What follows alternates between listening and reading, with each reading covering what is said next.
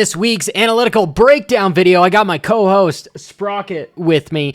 We're going to go over why Jett is such a dominant rider in the 450 class, along with why did Deegan not go 1-1? What was up with him? Was it motorcycle? Because we know Tomac's issues with his bike, along with some other nuances with that scoop tire. So if we jump into this, the first thing I want you to see is Jett coming through the rollers here. And watch this.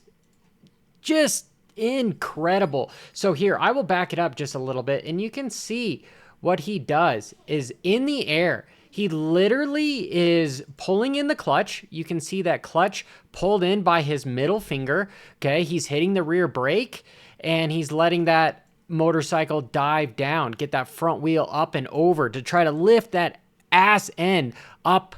And how does he not fall down when he's basically almost at 180 degrees, just flat? Looks so dangerous, but yet so cool. Look at how that rear wheel goes from spinning to locked to making that front wheel dive down just to get that last little bit because he knows he's going to case it and he doesn't want to case it sideways. Freaking incredible. Super impressive.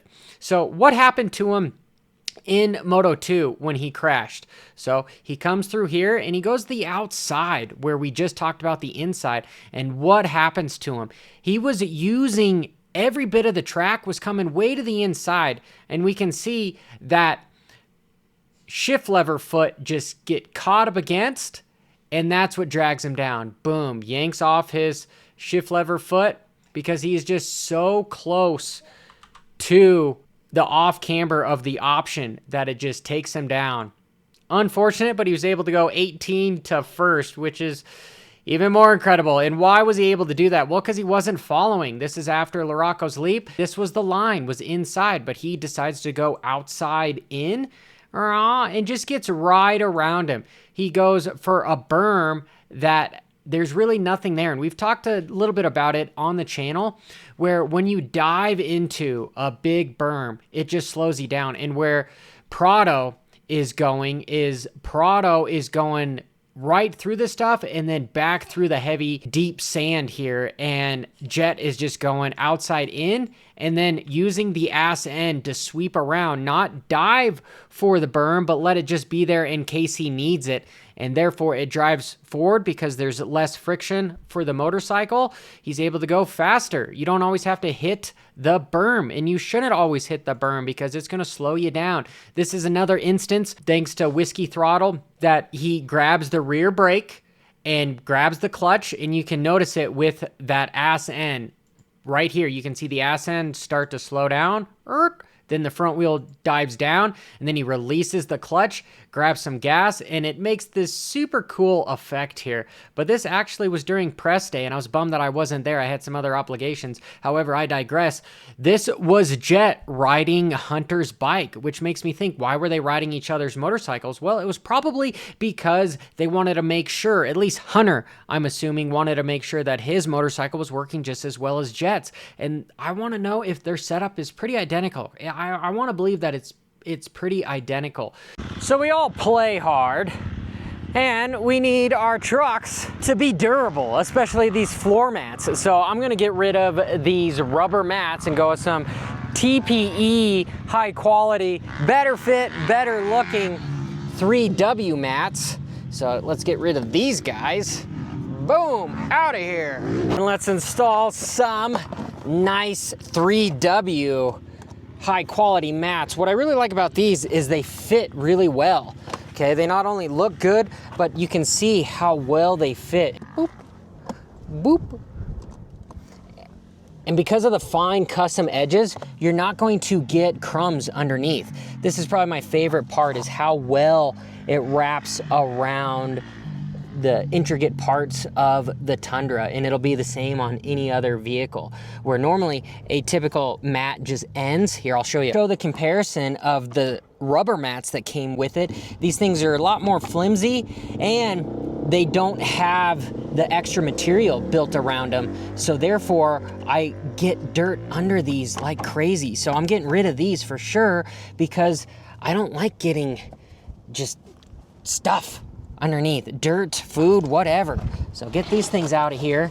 and 3W has you covered for how well they fit. So here is Deegan, and that motorcycle was smoking yet again, just like Tomac's was, because they're kind of overriding it. But this was a cool little nuance where at the bottom part of the track, watch what Deegan does coming into this, usually the deepest part of the track, is he's just going to double some of these braking bumps and land right into a rut. This is so impressive because using braking bumps and doubling into them, you're doubling into a corner, which with a rut. So if you make a mistake, you are going down. And for there, it just shows the skill level of these guys. And this is an error on Deegan's part, but I believe it was an error because of how gnarly his crash was during qualifying. He probably had a gnarly Charlie horse. Who knows what's going on, but sometimes sprains and that sort of thing, contusions can be more painful than breaks. But watch what he comes right before the finish line. He's so close to the ragged edge, like what we saw Jett do in the corner before, where it just takes his foot. He lifts his foot up here because of the off camber to try to get it cleared, and it doesn't quite get cleared. He ends up dragging that foot, but this is supposedly his good leg.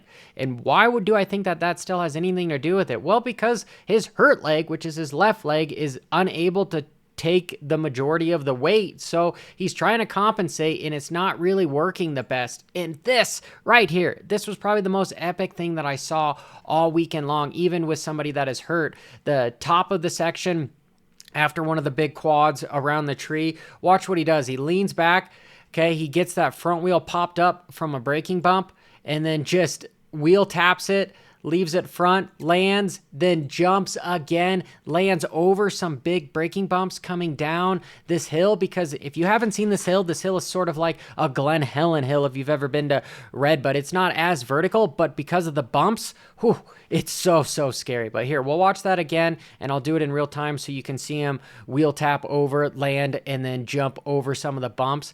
And the problem here is he hits a giant hole coming down the hill. Boop, right there. And it dives in there, and this is where your legs and your knees squeezing onto the motorcycle, holding it. He shouldn't have crashed here. He crashed here because he was sore. Maybe he shouldn't even race the race, but he's got a championship to win, so these guys are all riding injured. Boom.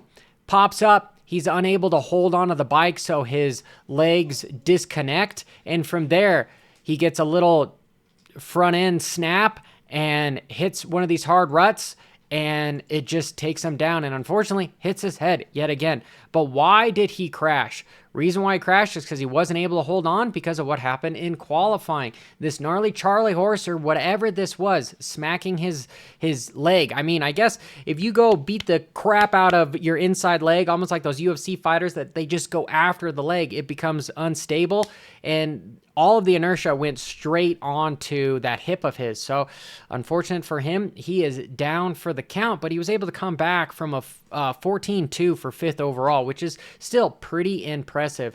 Small shout out to Tomac before his bike blew up. Look at this scrub. Oh, he was flat. Here, I'll slow this down so we can see how he's weighting the outside peg. He's pushing the motorcycle down with his arms. That's why that elbow is down, and he's just turn whipping it there. So sick from beast mode here. And then not long after, Tomac's motorcycle gives out and he has to retire, and that sort of took his whole weekend from him, because from there he wasn't able to get another good start and take advantage of Jett's bad start. So here, we've talked about it on my channel before with a bunch of other guys that AP is tired and there's something going on with him. Watch as he comes off of this step down after the start. His front end is going to be light and he's just going to go instant to a head shake. Ooh, scary. And why does this happen? Well, you know, you ride a motorcycle with your legs, not your arms. And so you leave your arms fairly light on the handlebars so that, you know, you're not getting arm pump. But if you're getting tired, okay, you're not really squeezing the motorcycle and you're not accelerating as soon as you land. And so he lands in some soft stuff and it just yanks that motorcycle from him. This was right around the 15-minute mark. And what does he say? I was doing really good in the first moto, was keeping up with Hunter and Jett, and then about 15 or 20 minutes in, my energy levels just went gone. And what have we talked about? We've talked so much about how Jett is out front riding at 80% while everyone else is freaking using NOS and they're at 150%. You try to do that for 30 weekends in a row, you're unable to sustain that. And so it makes perfect sense that he breaks at 15 minutes like he did at Southwick in the last couple rounds. Do need some rest. We know his speed is there, but his 80% speed is not quite the 80% speed of Jett. He has to ride 100 or more to keep up with him. So there, man, I want to see this guy do well, and I want to see him get some rest so that he can come back and potentially win some of the SMX rounds. So everybody, I honestly would rather see him retire and have the torch be led by the defending champ, Sexton, over there. And here, this was freaking awesome by his teammate. This is Tom Vialle going from the inside and just complete GP line. He's going to jump over the berm, go to the outside, and then come back to the inside. Super awesome. Love to see it. He has some very creative lines. And Jordan Smith, he just goes to try to park his bike at the big monster can. You know, he's like, hey, we might as well just tattoo the Triumph to the monster can. And he ends up hitting some of the lines. Fortunately, he's gone down quite often this year, and it's unfortunate. Some of the times it wasn't even his fault landing on Cole Davies. However, why do I think this happened? Well, I truthfully think that this is why that scoop tire should not be allowed at certain tracks. But honestly, Red Bud would have been a decent track for a scoop tire. It's like Southwick and them, but you lose traction. You don't have much sidewall stuff. And when these guys get tired and they're leaned over a little bit and they're accelerating leaned over, well, it just slides and boom, there he goes. Off of it. To me, this was completely the tire's fault, not Jordan's. Maybe I guess you could say a little bit of Jordan's because he was tired and wasn't able to counteract what was going on, and he just set sail off the track. But hey, guys, if you've made it this far, make sure you hit that like and subscribe button. I'm close to 60,000 subs, so come on, get me there, and it'll be a party. Not really, but I'll still be happy about it. Sprocket will be happy about it, but till next time, keep it WFO. Ba-ra-da-da-da-da-da.